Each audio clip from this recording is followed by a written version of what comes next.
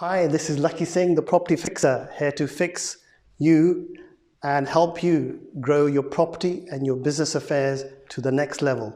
So if you're looking for knowledge and insights about how to get involved in property, solve your problems about scalability in your property business, then do watch our 20-minute clips. We've taken them from hundreds and, thousands of videos that we've taken over the last 6 months, and we've broken them into simple chunks which can make them useful for you. So do watch and do subscribe to our YouTube channel underneath as well. So, for example, I had a client in yesterday. She's made bankrupt 5 years ago, been discharged. And for the next, I think, for about another year, it still shows on her record.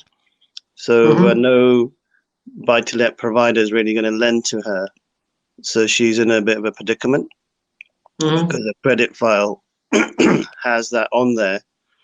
That is discharged, but it takes 5 years for it to clear completely off your credit file, for example. So the amazing thing about her situation was that this person's had ample equity in their assets and very low gearing. So the gearing's only around 30% loan to value on quite a large portfolio.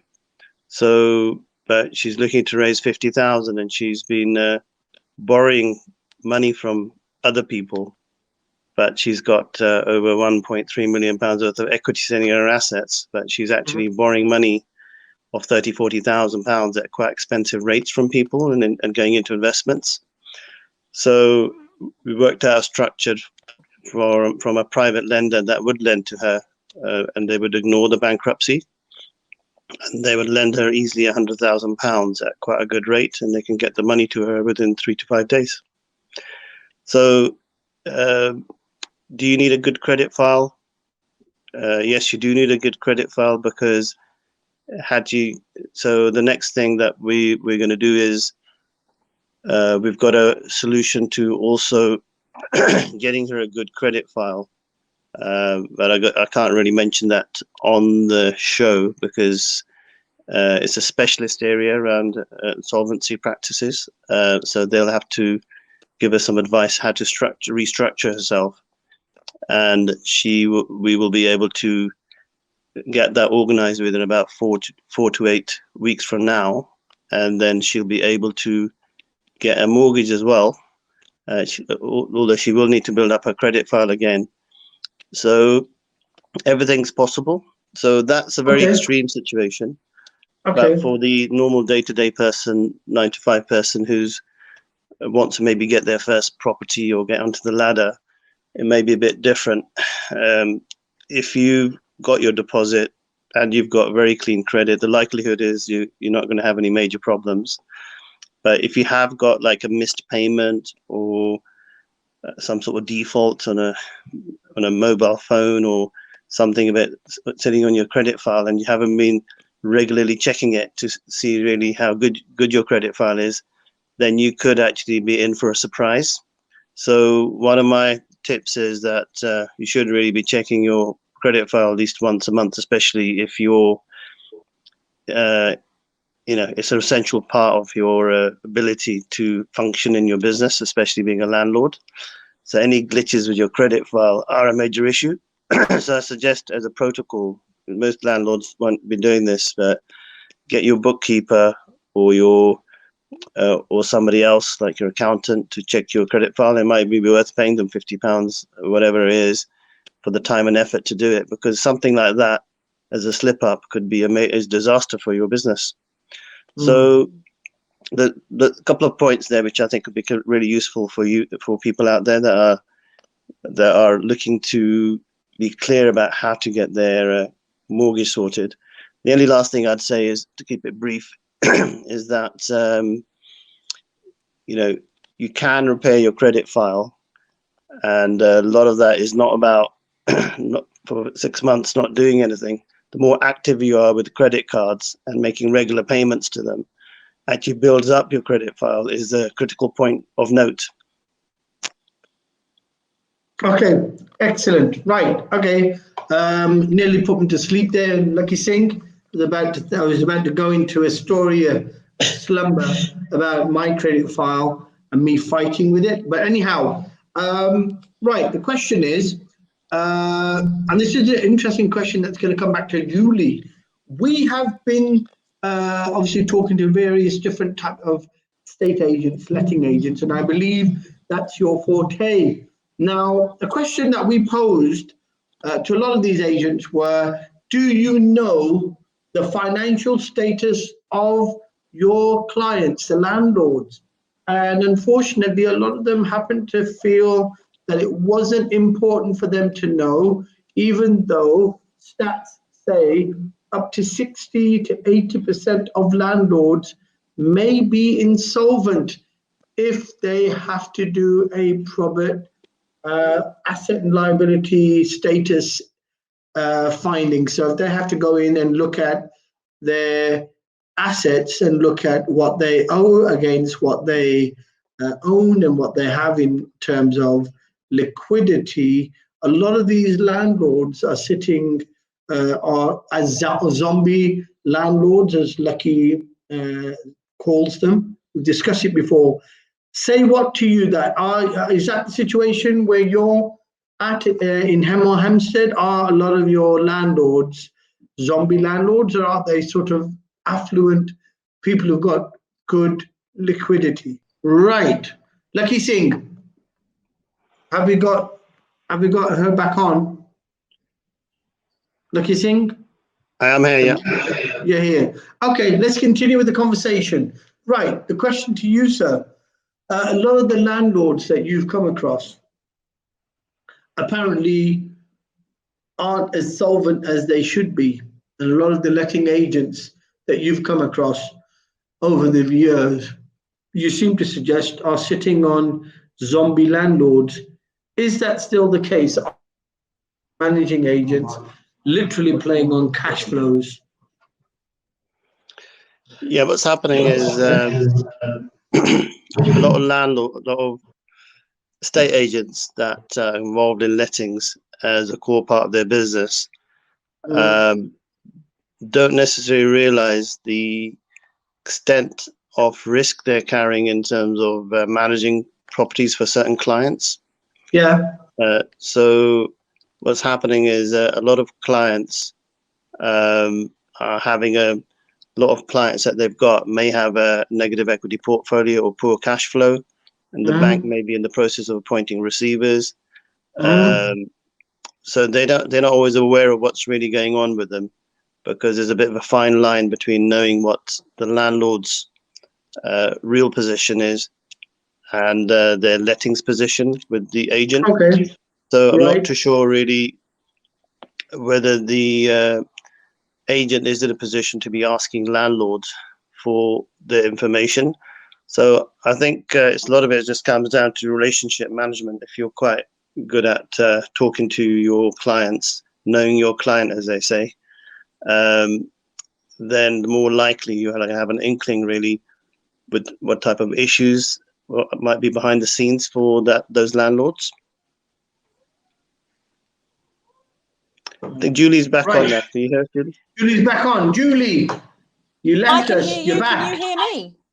We can hear you now. We can hear you. We can hear you loud and clear now. Right. So Lakhi's obviously made a relevant point and said probably lots of agents obviously don't indulge into that area of insolvency with their landlords, and probably obviously not being part of their remit.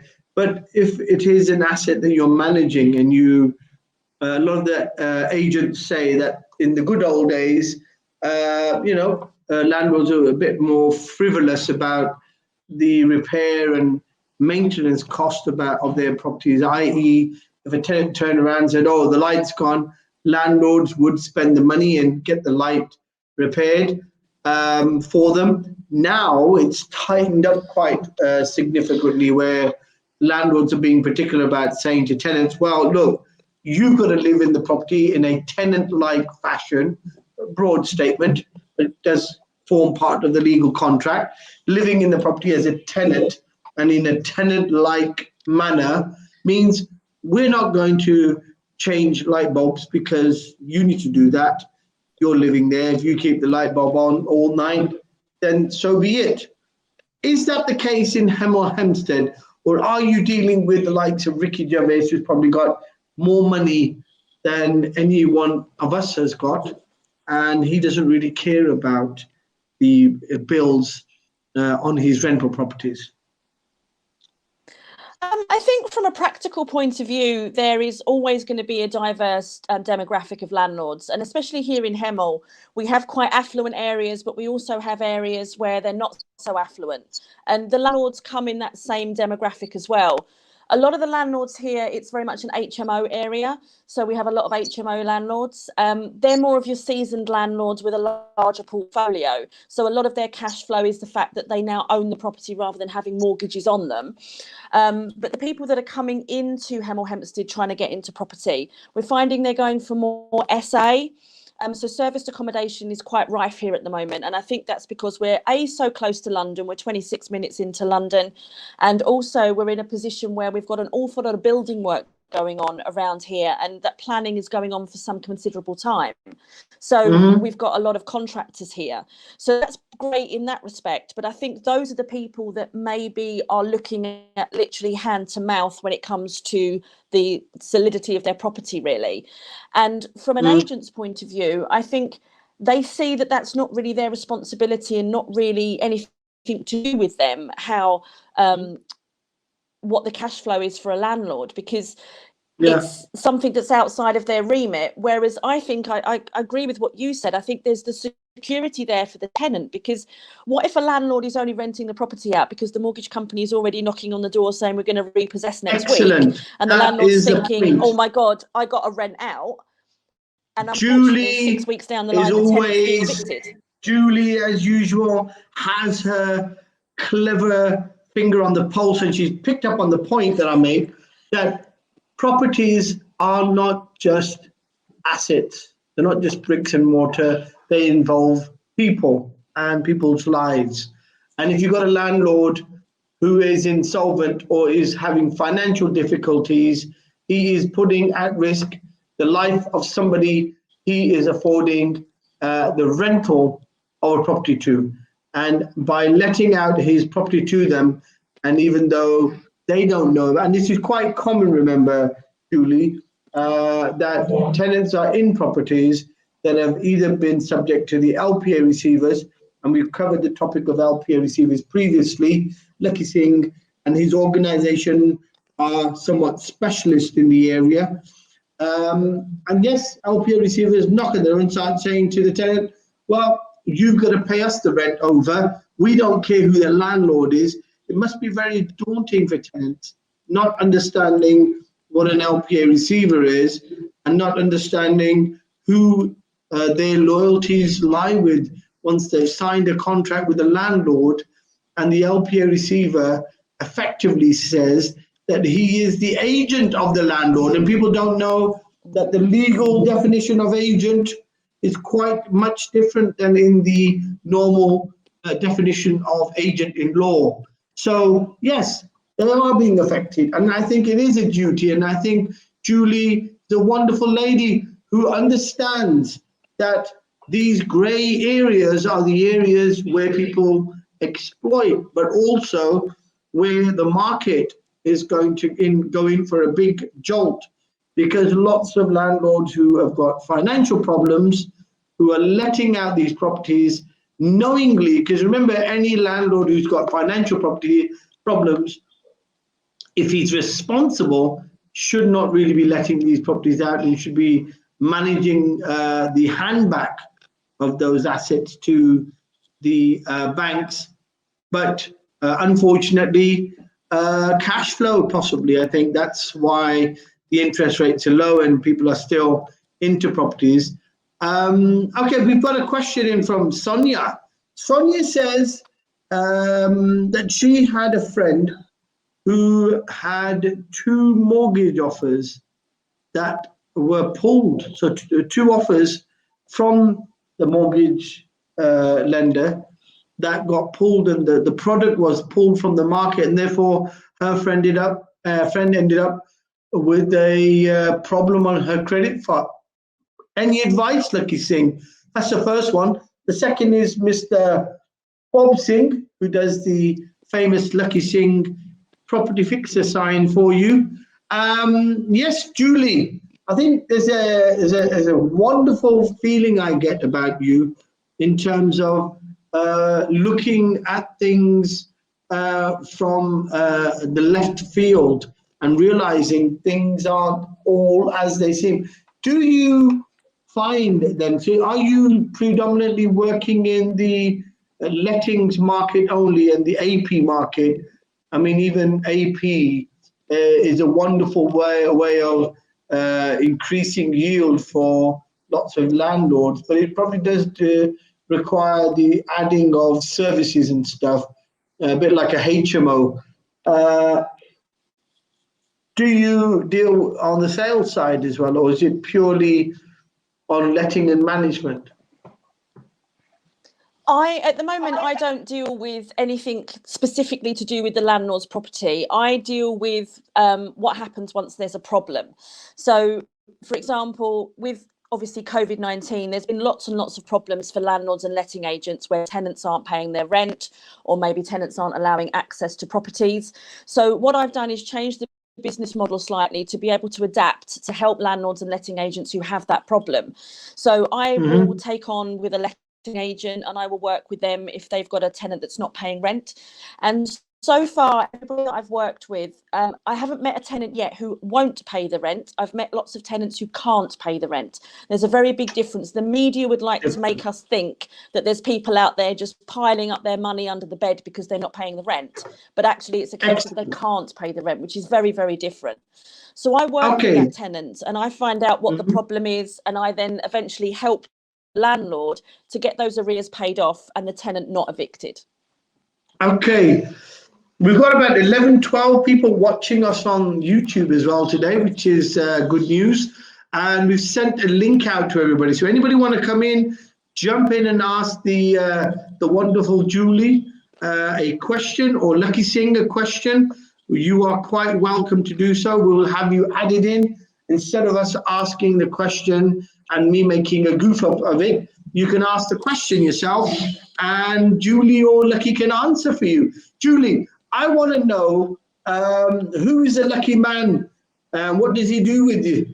Is he in property with you, or are you a lone rangeress? I'm doing this all by myself, I'm afraid. Okay, on your own, lonely. Okay, Lakhi Singh, can you please answer the question? And we've got Amar as well. Kamran watching us on YouTube as well. Can you answer the question? Sonia says she's got a friend, got a mortgage twice.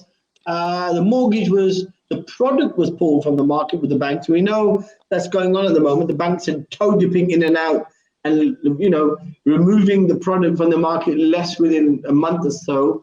So, and it's impacted her credit file. So what advice can you give that person? Or do you have any solutions for that type of a person?